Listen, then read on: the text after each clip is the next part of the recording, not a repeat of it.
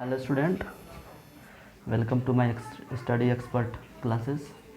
और आज हम आप लोगों के लिए एक नया चैप्टर लेकर आए हैं जो है सिंटैक्स, और इसका दूसरा नाम है सब्जेक्ट वर्ब कॉन्कॉर्ड और सब्जेक्ट वर्ब एग्रीमेंट के नाम से भी हम इसे जानते हैं। स्टूडेंट्स, ये जो चैप्टर है ये आपका इंटरमीडिएट में भी इससे बहुत सारे क्वेश्चंस आते हैं, हमारे कॉम्पिटिटिव एग्ज़ाम में भी बहुत सारे प्रश्न इससे आते हैं। इसलिए इसको अच्छी तरह से समझना है और देखना है कि इसमें कौन कौन से नियम को फॉलो करना है। सबसे पहला नियम इसमें होता है ना कि हमारा सब्जेक्ट और वर्ब का एग्रीमेंट देखना है कि सब्जेक्ट और वर्ब का जो तालमेल होता है वो किस तरह का तालमेल होता है, मतलब किस तरह का सब्जेक्ट होगा और किस तरह का इसका हम वर्ब लगाएंगे।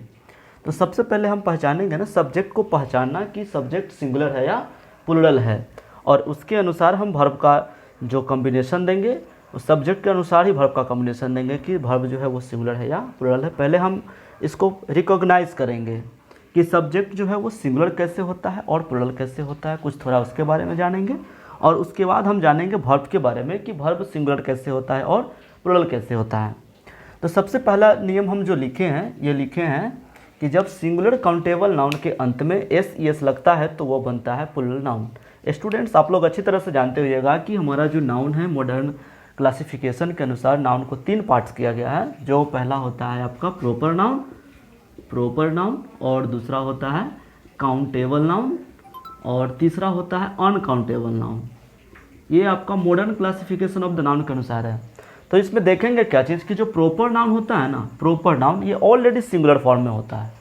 प्रॉपर नाउन अगर अकेला कहीं पे रहे तो वो सिंगुलर फॉर्म में होगा। हाँ, इसको डबल कर देंगे, एंड से जोड़ देंगे, तब जाकर प्लूरल बन सकता है। दूसरा है यहाँ अनकाउंटेबल नाउन। तो अनकाउंटेबल नाउन जो होता है वो पूर्ण रूप से सिंगुलर ही होता है, इसका प्लूरल संभव नहीं होता है। अनकाउंटेबल नाउन जैसे आप लोग जानते होइएगा कि वैसा नाउन जिसे हम गिन नहीं सकते हैं, केवल नाप तोल सकते हैं, जैसे वाटर, घी, मिल्क, ये सब हो गया। और आपका 20 का जो नाउन है ये काउंटेबल नाउन। तो काउंटेबल नाउन जो होता है ना वो सिंगुलर और प्लूरल दोनों फॉर्म में होता है। मतलब जब काउंटेबल नाउन अकेला कहीं पे रहता है ना सिंगल फॉर्म में तो वो सिंगुलर कहलाता है। जब इसे एक से ज़्यादा करते हैं तो वो होता है प्लूरल। तो वही इसमें हम लिख रहे हैं ना कि सिंगुलर काउंटेबल नाउन, ये तो हम पूरा रिकॉग्नाइज कर लिए कि ये प्रॉपर नाउन जो होता है और अनकाउंटेबल ये ऑलरेडी सिंगुलर होता है, इसमें कहीं से कोई डाउट वाली बात नहीं है। इसमें बता रहे हैं हम सिंगुलर काउंटेबल नाउन की चर्चा करें, मतलब काउंटेबल नाउन की चर्चा कर रहे हैं। तो काउंटेबल नाउन में होता है सिंगुलर काउंटेबल नाउन, और इसके अंत में जब हम एस लगाते हैं तो यह बनता है प्लूरल नाउन। जैसे देखिएगा यहाँ हम लिखे पेन, तो पेन ऑलरेडी है एक सिंगुलर काउंटेबल नाउन, मतलब यह पेन सिंगल है, अकेला है, और इसे हम गिन सकते हैं, 1 पेन, 2 पेन, 3 पेन, 4 पेन, जो भी है हम लिख सकते हैं। तो ये सिंगुलर हो गया, और ये अकेला है तो इसे सिंगुलर नाउन कहेंगे।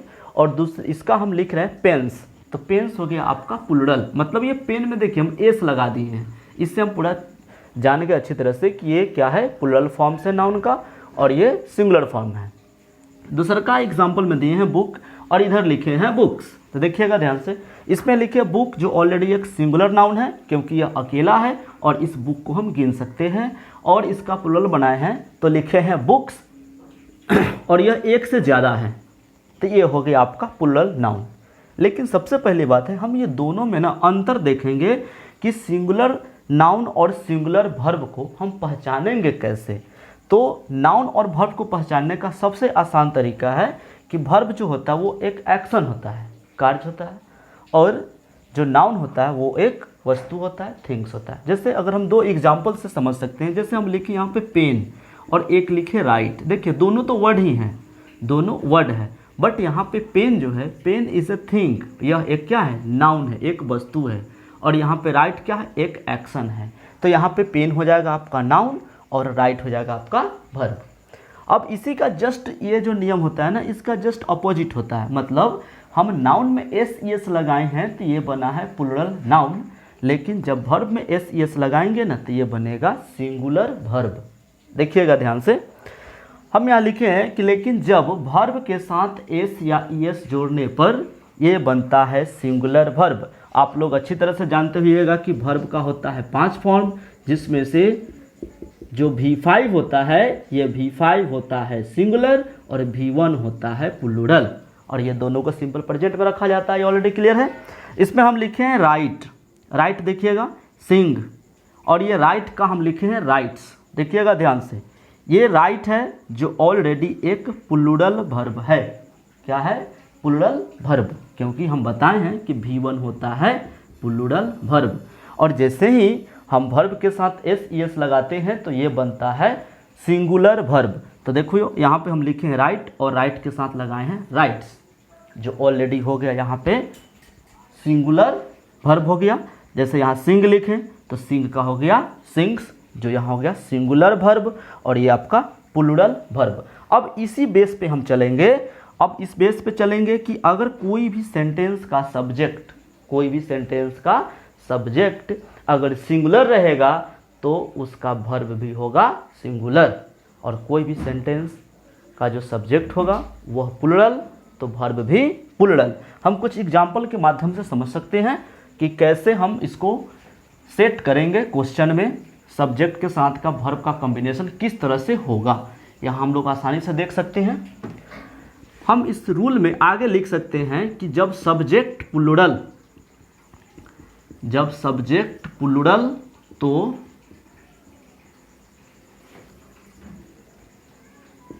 वर्ब भी प्लूरल। अब देखेंगे हम लिखे यहाँ पे द बॉयज, ये ऑलरेडी जो है वह सब्जेक्ट क्या है? प्लूरल सब्जेक्ट है, सब्जेक्ट प्लूरल।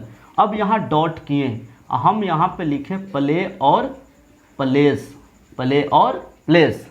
अब देखेंगे सब्जेक्ट हुआ प्लूरल तब वर्ब देना है प्लूरल। ये दोनों वर्ब में प्लूरल कौन होगा? ये प्लूरल होगा प्ले, क्योंकि ऑलरेडी हम बता चुके हैं कि वर्ब में एस एस लगता है तो बनता है सिंगुलर, लेकिन हमें यहाँ देना है प्लूरल, तो ये देंगे आपका यहाँ प्ले। ठीक उसी तरह से अब ये लिखे हैं कि सब्जेक्ट प्लूरल तो वर्ब प्लूरल। अब इसमें अगला नियम आपका आएगा कि जब सब्जेक्ट सिंगुलर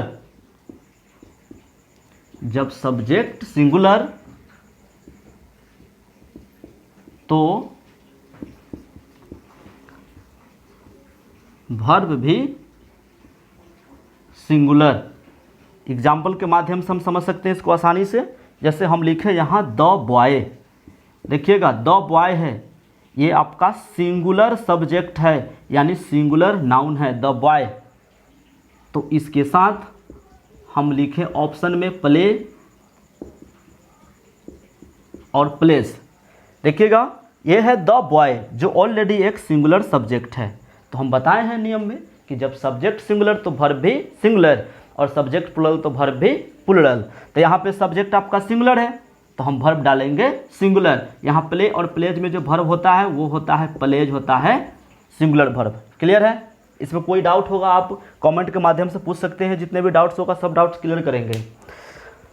आगे इसमें हम अगला नियम पे चलेंगे।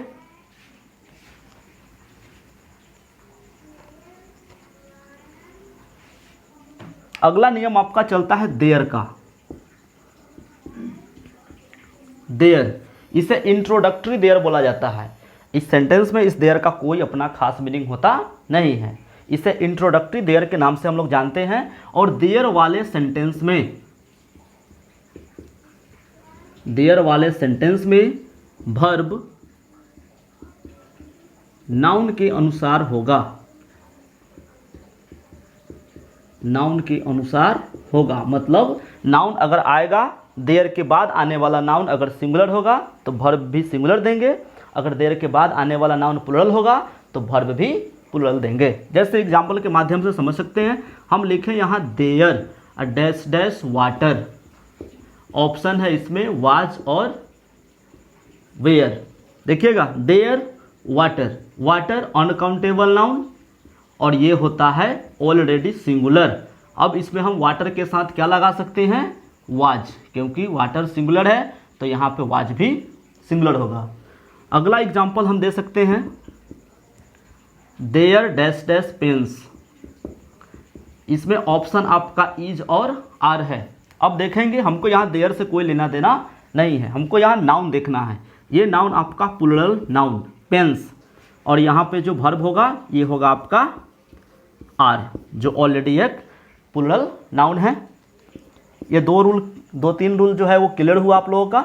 अब इसके आगे का जो नियम होगा हम अगले वीडियो में लेकर आएंगे, आप लोग देखते रहिए। आपको सभी चीज़ इसी चैनल के माध्यम से मिलेगा। ग्रामर का जो भी सेक्शंस होगा वो सभी सेक्शंस इसके माध्यम से मिलेगा। आपका एकेडमिक हो, कंपटीशनल हो, हर चीज़ को हम धीरे धीरे इस पर डालते रहेंगे और आप लोगों को काफ़ी बेनिफिट होगा इस चैनल के माध्यम से। आप लोग देखते रहिए, काफ़ी स्वच्छ भाषा में देंगे सभी चीज़ का एक्सप्लेनेशन। धन्यवाद।